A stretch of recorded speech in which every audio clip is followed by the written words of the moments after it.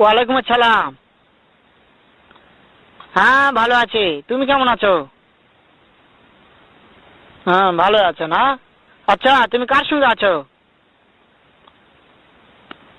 ওই মাদার চোদের সঙ্গে। ওই মাদার চোর তো এতই হারামজাদা।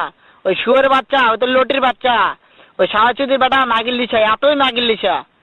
ওই হারামজাদের আমি সামনে পাইলে একটা এমন একটা চটকানি মারবো, শালা মাদার চোদ। শুনো, তাতে কি আছে? ওই মাদার চোদ ওই জায়গায় আছে নাকি?